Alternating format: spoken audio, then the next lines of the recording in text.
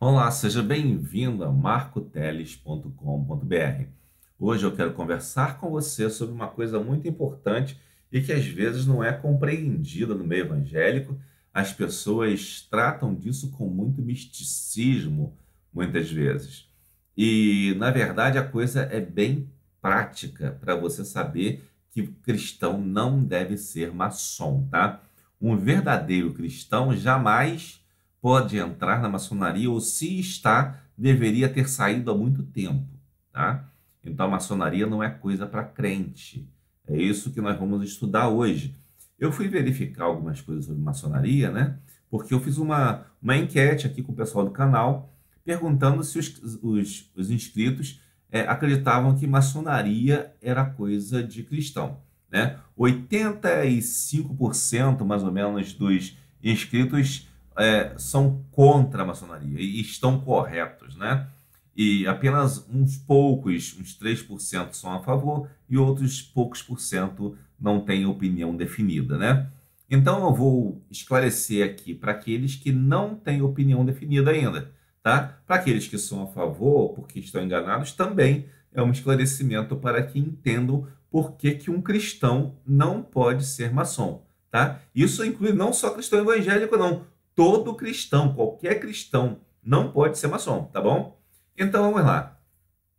Eu quero falar para você uma coisa: a maçonaria, por incrível que pareça, está muito ligada a congressos de liderança evangélico, tá? Eu vou te mostrar isso no final.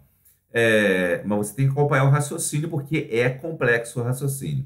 Apresentei aqui para minha esposa, ela disse que realmente é complexo, mas é o que acontece. Ela está ligada a congressos de liderança. Não sei se você já observou, a Bíblia diz que todos somos servos uns dos outros, mas não existem mais congressos, ou nunca existiram congressos de servos de uns dos outros. Existem congressos de liderança. Se você vai ao Google e bota Congresso de Liderança Evangélica, tem centenas de páginas.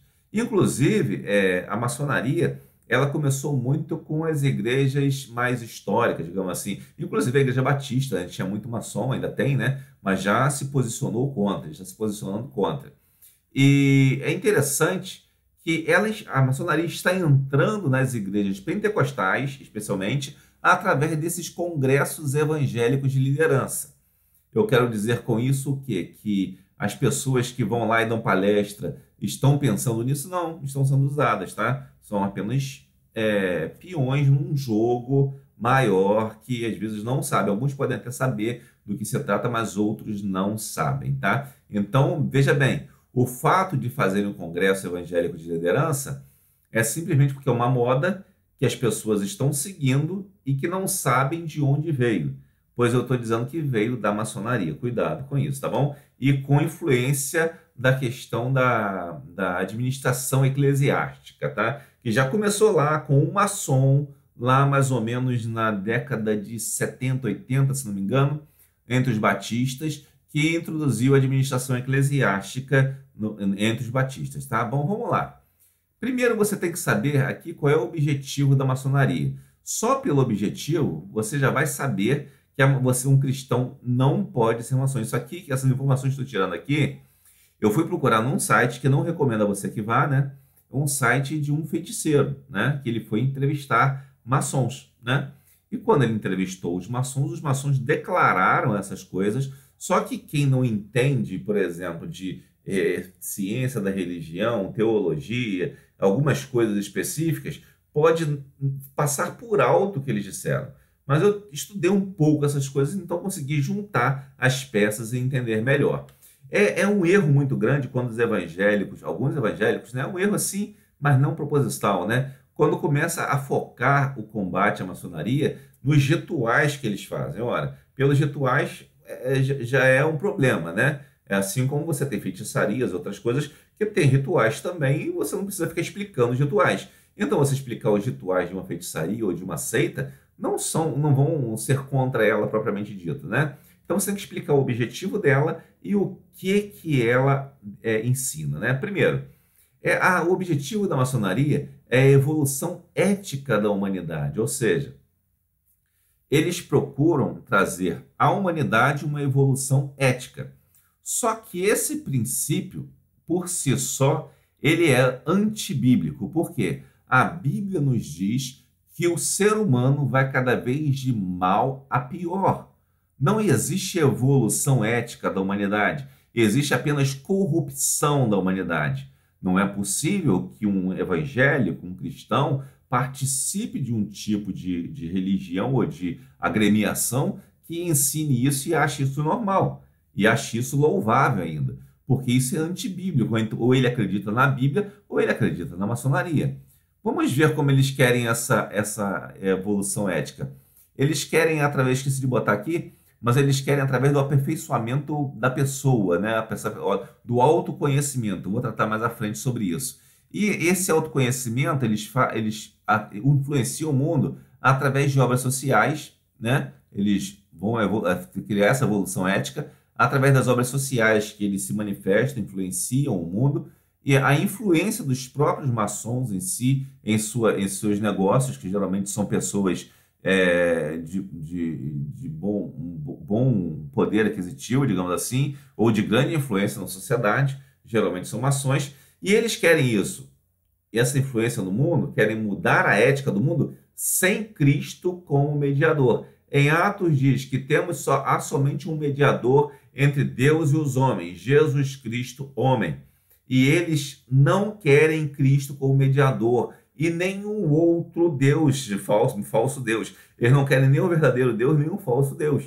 Então eles são, na verdade, uma instituição do anticristo, tá bom? Então cuidado com isso. Eles não querem Cristo como mediador. Você vai ter que acompanhar comigo a explicação para entender isso, tá bom? Vamos lá, fechando aqui, descobrimos o objetivo deles. Evolução ética da humanidade sem a mediação de Cristo.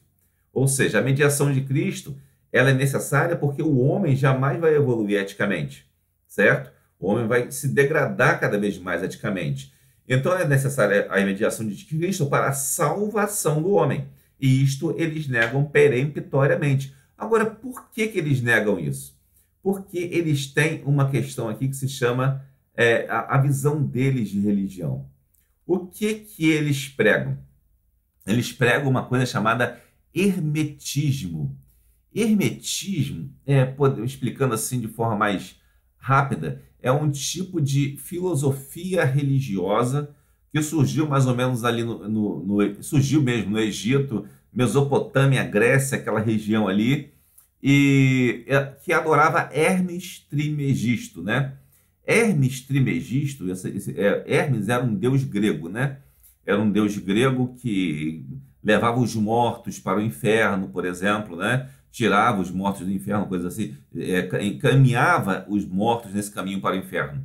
E também era deus dos comerciantes, deus de alguns conhecimentos ocultos e coisas assim, deus dos ladrões. Esse era o Hermes. Mas esse termo Trismegisto era um título para Hermes, que significava o quê? 3 vezes grande. Ora, se você pegar o texto da Bíblia, né, especialmente o hebraico, antigamente os judeus não falavam santíssimo, não existia essa palavra em hebraico. Não sei se existe hoje no hebraico moderno, mas no hebraico bíblico não existia santíssimo. Quando eles queriam falar um superlativo, eles falavam santo, santo, santo, certo? Né? Se queria falar grande, eles falavam grande, grande, grande, 3 vezes, né? Grandioso, né? Muito grande, né? Santíssimo, era santo, santo, santo, né? Boníssimo, era bom, bom, bom, né? Digamos assim, né? Eles falariam 3 vezes a palavra. E ele, quando ele diz trismegisto, ele está dizendo grande, grande, grande. Ou seja, está dando um valor superlativo a Hermes, ao deus falso deus Hermes, que era o deus que levava as pessoas para o inferno dentro da mitologia grega, né? E eles tinham um título também de psicopompo. Esse título psicopompo significa aquele que levava as almas, o condutor das almas para o inferno. E é interessante que a maçonaria ela é baseada no Gadu, né? Diz assim que você não você pode ter qualquer religião, né? Qualquer religião para participar, você simplesmente tem que reverenciar o grande arquiteto do universo. Ora, quem é este grande arquiteto, né? Se Hermes é o não sei nem o termo exato, superlativo, o grande, grande, grande, o maior de todos, lógico que o Gadu é Hermes Trismegisto, certo? E isso aqui foi dito por maçons de uma loja maçônica a um feiticeiro, né? Uma pessoa que acredita nessas coisas. E eles entendem que é necessário você ter autoconsciência. O hermetismo, que é mais ou menos um culto, uma filosofia esotérica de adoração a Hermes Trismegisto, ela busca a autoconsciência do indivíduo, né? Onde o indivíduo possa chegar numa situação de ter uma autoconsciência, um autocontrole tal que ele possa evitar diversos atritos, né? Diversos problemas. Quem já viu algum maçom sabe que alguém é maçom, sabe que eles são muito equilibrados, né? São pessoas extremamente frias até, eles evitam problemas ao máximo. Você não vê um maçom brigando com ninguém. Quando um maçom derruba alguém, ele derruba na classe, porque ele é uma pessoa que tem o que eles chamam de autoconsciência, mas na verdade é um tipo de quase de sei lá o quê, né? Quase que uma doença, digamos assim, porque ele não tem uma emoção normal das pessoas, né? Então, quando o maçom ele é escolhido um cara com essas qualidades, que possa ter uma autoconsciência. E outra coisa, eles acreditam no transcendente imediato. O que é o transcendente? Né? Você tem duas coisas. Tem o imanente, né? Que é esse mundo, as coisas que estão aqui, as coisas materiais, as coisas que nós tocamos, o mundo material propriamente dito, né? E tem o transcendente, aquilo que está acima, além do mundo material, né? E eu botei esse termo imediato aqui porque é uma forma mais de explicar, mas ele acredita que o transcendente, ou seja, Deus, né? Você pode acessar diretamente sem mediador, certo? Como? Como fazer isso? Com a autoconsciência. Segundo eles, se você tiver uma autoconsciência muito elevada, você vai direto a Deus. Então, se você vai direto a Deus, você vai direto a Deus pela sua autoconsciência. Automaticamente não precisaria de Jesus, certo? Então, daí você já vai entender mais ou menos por que eles não precisam de religião, tá? Eu vou explicar depois, mas você já vai entendendo. Então, a religião para eles tanto faz, o que interessa é a sua autoconsciência, porque a religião é mediação, mas vamos chegar lá. Bom, então, dessa autoconsciência, o que eles procuram nessa autoconsciência? Eles procuram se entender e aplicar isso que eles aprenderam deles mesmos ao mundo, através do quê? Das filosofias esotéricas herméticas praticadas no Antigo Egito, né? Em alguma região ali da Mesopotâmia e também na Grécia. Tá? Era um tipo de filosofia que pegou uma carona, né? Digamos assim, no sucesso da filosofia socrática, né? E como eles eram filósofos inferiores, os filósofos que escreviam isso, eles atribuíam várias coisas que eles escreviam, inclusive eram coisas esotéricas, atribuíam a esse deus, falso deus Hermes Trismegisto. Mas existia também a parte que era extremamente, digamos, esotérica mesmo, né? Puramente o culto ao Hermes Trismegisto. Tanto é que nessa questão da filosofia hermética, você não consegue separar o que é culto, ocultismo, do que é filosofia, tá? As coisas estão misturadas. E é isso que é a maçonaria, ela é o culto ao hermetismo. E essa autoconsciência, segundo eles, leva o homem a um consenso, né? Ou seja, o homem não discute, ele não vai brigar. Ele vai entrar num consenso através da dialética, do diálogo, né? Ele vai chegar para o outro e vai dizer, você pensa isso, eu penso diferente. Mas que legal que você pensa assim, que bom. Eu não tinha pensado dessa maneira, mas você fica com a sua, eu fico com a minha. Quem está nessa história? Pessoas da área de ciências humanas, geralmente, que são muito influentes nesse meio, como sociólogos e advogados. Professores, por exemplo, também. Então, daí você consegue entender, pessoas de história, digamos, você consegue entender por que a área de ciências humanas está tão contaminada com ideias estranhas e anticristãs. Eu botei aqui sociólogos e advogados só como exemplo, mas tem várias profissões, especialmente na área de humanos, embora a maçonaria seja focada em grupos, digamos assim, com uma ideia de grupo de construção de engenheiros ou coisa parecida, né?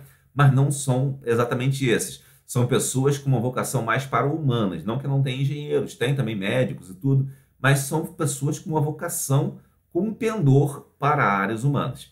E eles entendem que a dialética é alguém apresentar uma tese, o outro apresentar uma antítese ou antitese, uma tese contrária, e fazerem uma síntese, né? Acochambrar ali, dizer, tá bom aqui, tá certo, e dá tudo bem. É exatamente o que faz a esquerda no Brasil hoje, inclusive com defesa do aborto. Por isso que essa questão aqui tem um vínculo muito grande com a maçonaria, tá? Quando você ouviu falar de defesa do aborto e coisas assim, né, e outras coisas, tem um vínculo muito grande com a maçonaria, porque ela busca o consenso. Tudo isso que está acontecendo aí hoje é uma busca de consenso sem verdade. O consenso simplesmente, puro e simplesmente político. Então é isso que eles buscam, porque a finalidade deles é melhorar, né, evoluir a humanidade, digamos assim, nas palavras dele, eticamente. E para isso eles precisam de um consenso ético, ainda que esse consenso ético não seja baseado na verdade. Então eles têm que descartar totalmente a verdade e precisam da noção de um transcendente. Você precisa imaginar que você não vai ter um consenso, você vai ter um consenso simplesmente formal, né? Porque você tem uma autoconsciência que não liga para o que o outro pensa. Só por isso. Entendeu? Então não faz diferença se mata a criança com um bebezinho, coisa assim, isso não faz diferença para eles. O que interessa é a sua autoconsciência, o seu autocontrole, né? Segundo eles. E por aí você vê várias pessoas defendendo isso aí em vários cursos, inclusive de liderança em igrejas, né? Cuidado com isso. E por isso eles acham que nessa autoconsciência eles vão entrar em contato direto com Deus, com o Gadu. O Gadu não é Deus cristão, não é o Deus cristão. Não é. Não é o único Deus, é Hermes Trismegisto, tá? Agora, uma coisa interessante é que a maçonaria, ela é um culto do Hermes Trismegisto, ela é um culto estritamente masculino, né? E eles não aceitam mulheres no culto, né? Isso aqui que eu vou falar que eu acho que é importante para a gente entender por que eles não aceitam mulheres no culto. Porque eles entendem, especialmente o rito escocês antigo, e tem um outro adjetivo que eles dão, que é um culto focado na energia masculina. Se você pensar bem, o que é energia masculina, né? Vou falar um pouquinho antes aqui, que você vai começar a entender. Eles dizem a bruxaria, por exemplo, né? Ela é focada na energia feminina. A bruxaria, tanto de modo geral, mas especialmente a europeia, né? No caso aqui, ela é focada na energia feminina. As bruxas geralmente são mulheres, né? Tem outros casos também de druidas e tal, mas ela é focada geralmente na energia feminina. E se você pensar assim, que rito escocês antigo, né? Se você pensar o que é energia masculina e energia feminina da bruxaria, né?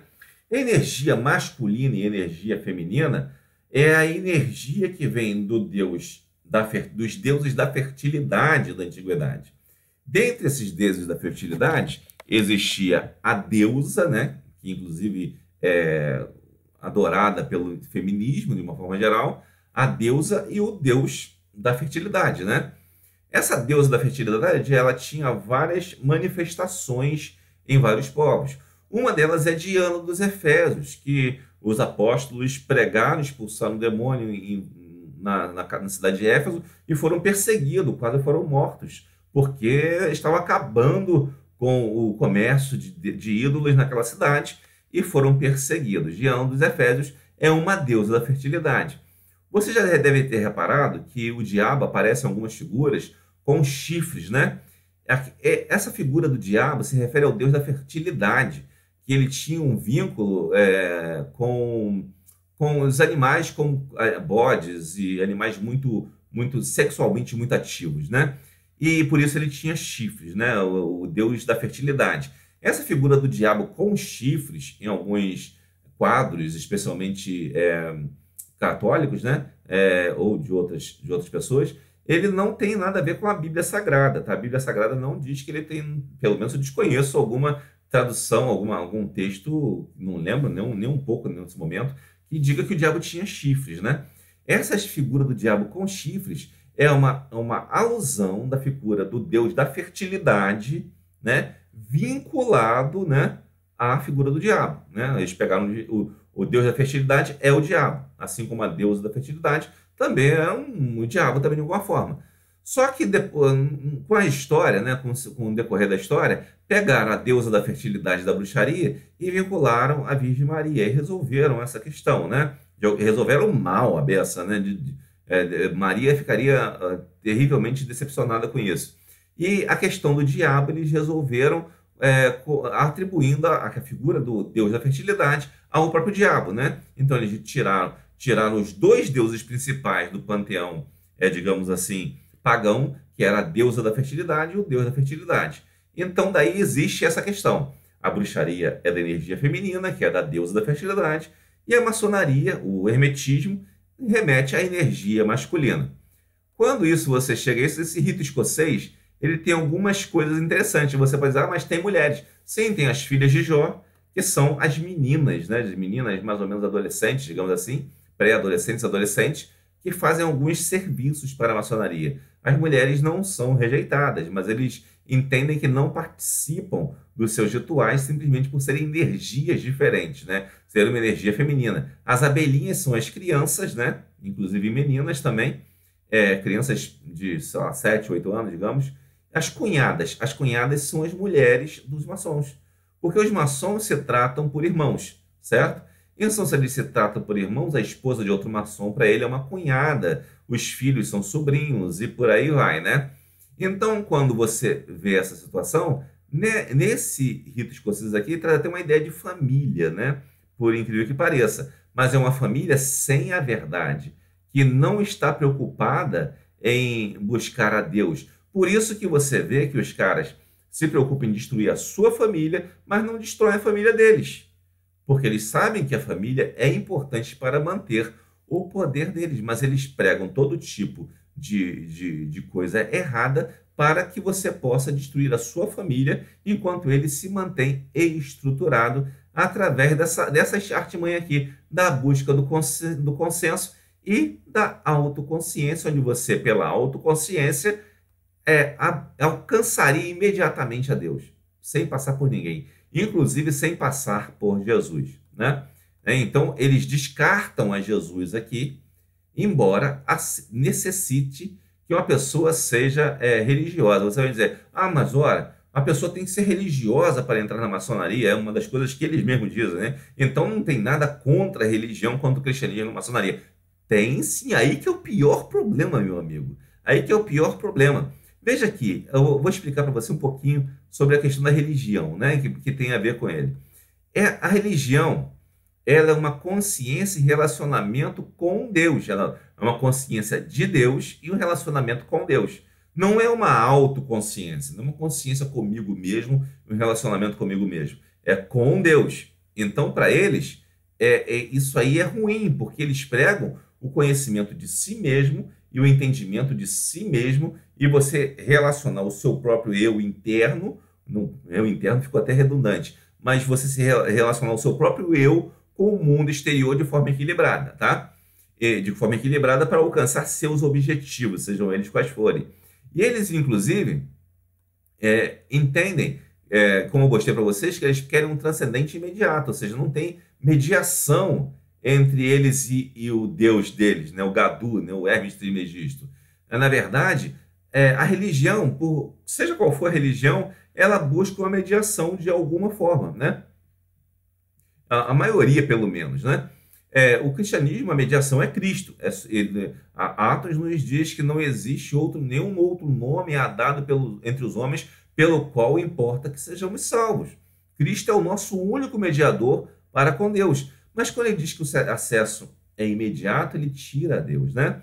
E é interessante você observar que a consciência e relacionamento com Deus que as religiões pregam, de modo geral, as religiões, assim, de modo geral, elas são bem intencionadas, mas às vezes estão equivocadas nas suas decisões, né? Porque não seguem a palavra de Deus. Mas você não pode dizer que uma pessoa que segue uma religião, às vezes que a gente não concorda, que ela é mal intencionada. Não, ela simplesmente está enganada pelo diabo, né? Mas ela não é mal intencionada, ela é bem intencionada. Ela está procurando a consciência de Deus e o relacionamento com Deus, só que no caminho errado, tá? Então a pessoa, ela está com uma boa intenção, só que está no caminho errado.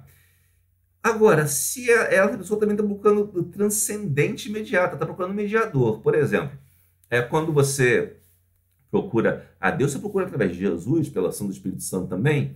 Quando, sei lá, um católico, né, ele procura a Deus, ele quer usar os santos, né?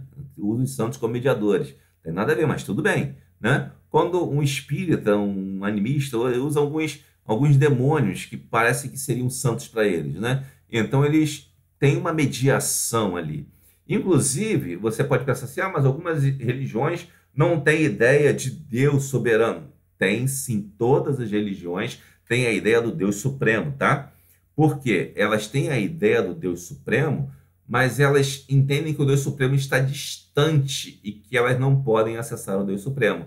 Por isso, todas as religiões têm essa ideia da mediação, ao passo que a maçonaria, ela tenta quebrar isso, né? Isso aí é uma tremenda maldição, isso é um erro tremendo e é terrível que evangélicos, cristãos batistas estejam sendo, ou melhor, consentindo com isso, né? Muitos pastores batistas consentem com isso, né? E outros evangélicos, que eu vou dizer, vou falar do meu campo, né?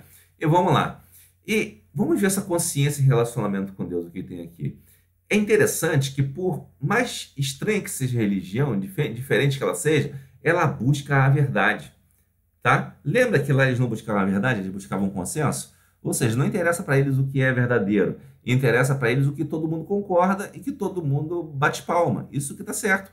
E se eles chegarem com isso a alcançar seus objetivos, tá bom. E é interessante que... Vou continuar aqui, depois eu volto um pouquinho.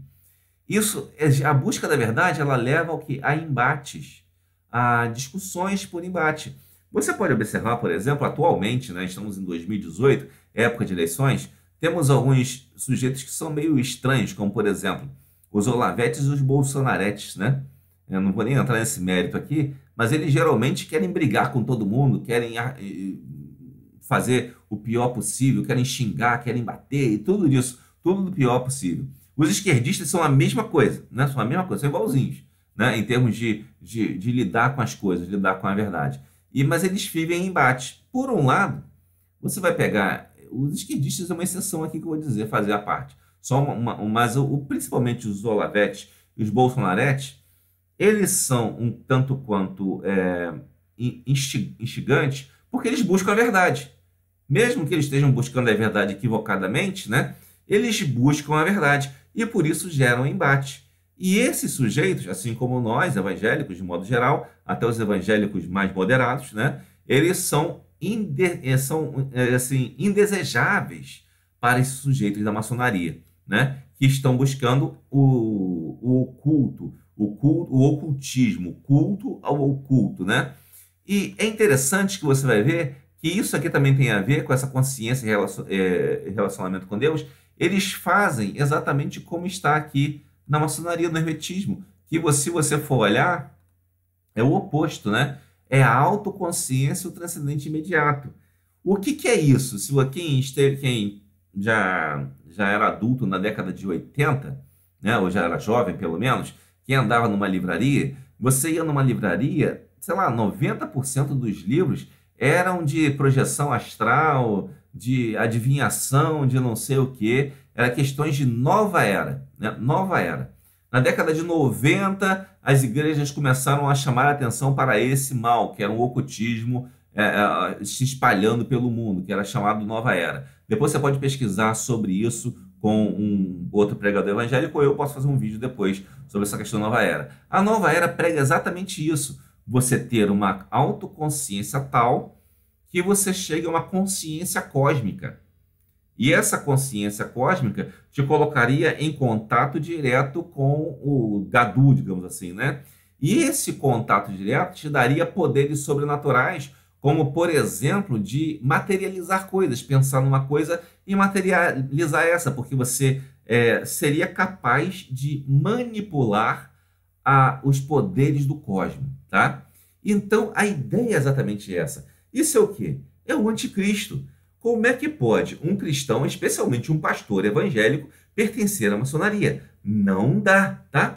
Não dá de jeito nenhum. Agora você viu que religião não tem nada a ver com o objetivo dele. Religião propriamente dita, né? Porque ela tem essa finalidade de relacionamento e consciência de Deus e não uma autoconsciência. e ela entende que tem que ter uma mediação para chegar até Deus, então há um problema aqui. Mas por que que eles querem a religião?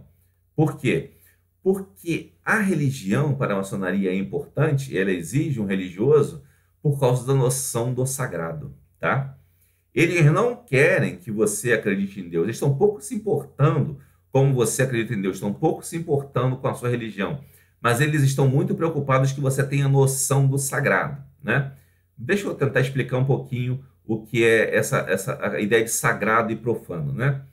Imagine que você é uma pessoa num período mais antigo, sem muita tecnologia, e você vê o mundo, vê os acidentes naturais, né, as tempestades, a noite, a mata fechada, você está sozinho, e você começa a perceber que há um problema ali, que você precisa buscar uma ajuda, alguma coisa. Você começa a perceber sua pequenez. Eu costumo dizer, né, que acho que outras pessoas já disseram isso, que ninguém conseguiria ser ateu se morasse no meio da floresta amazônica, né?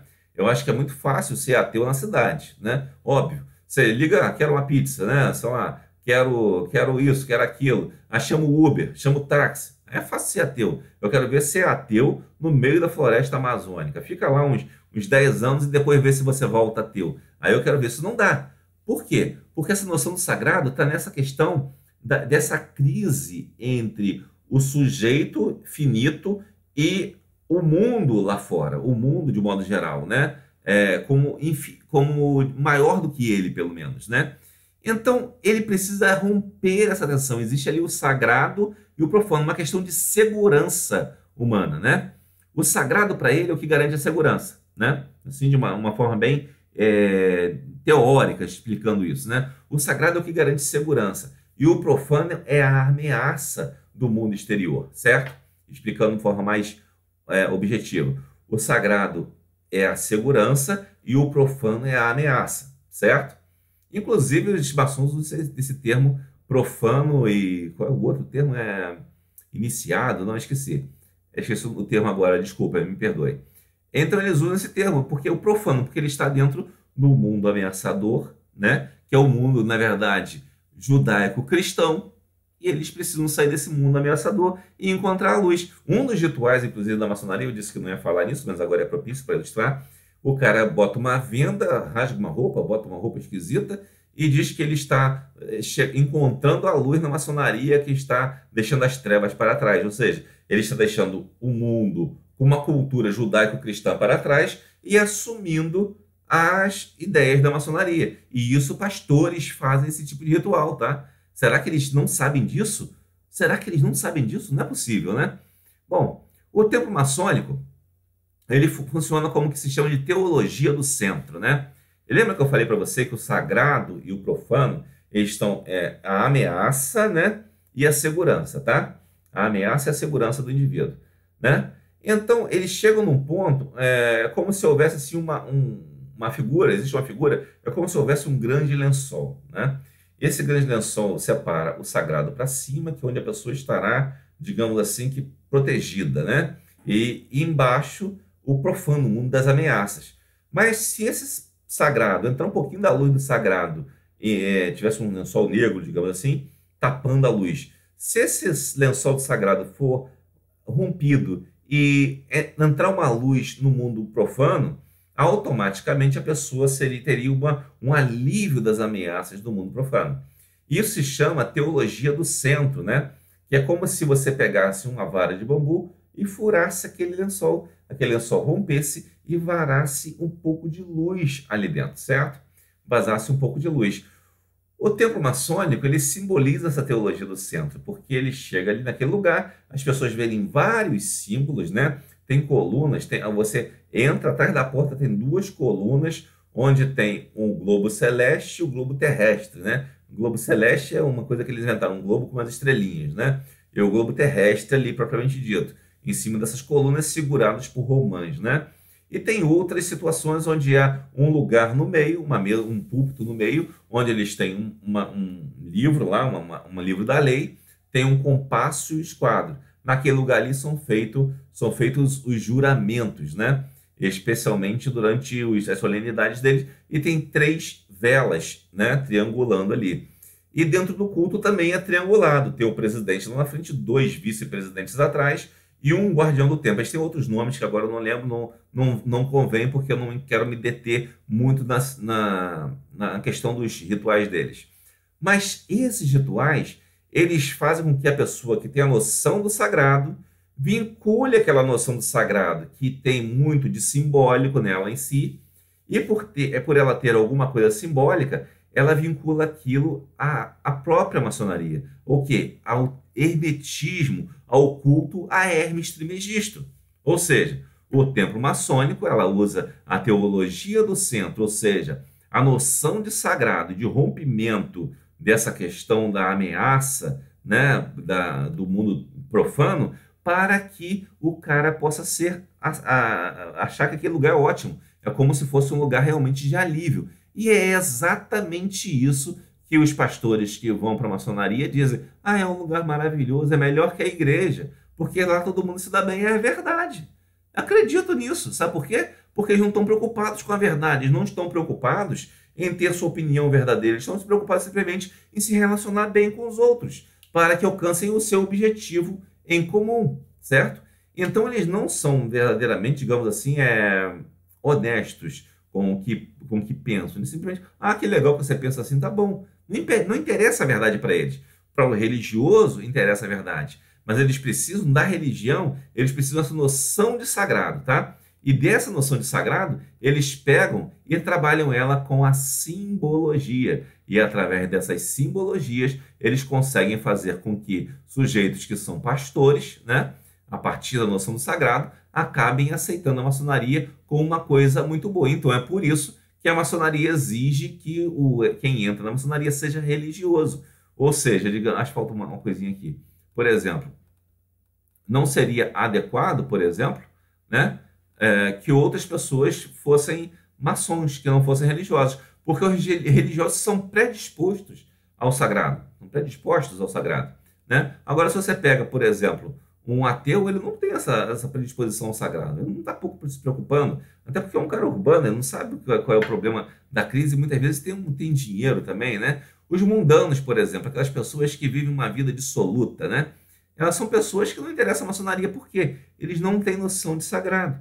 Eles podem até mudar posteriormente, mas são pessoas que não têm uma noção adequada de sagrado naquele tempo. Então não interessa a maçonaria. Por isso que eles precisam de religiosos, inclusive evangélicos. E quando eles conseguirem os evangélicos, eles conseguem cooptar o número total de religiosos necessários para fazerem seus interesses, né, atingirem seus objetivos, né? Nós já vimos aqui o objetivo da maçonaria, recapitulando, é uma evolução ética da humanidade que é impossível sem Cristo, e eles vão usar obras sociais e vão usar sua influência no mundo para que essa evolução ética ocorra sem Cristo como mediador. Então, cuidado, isso não é coisa de crente.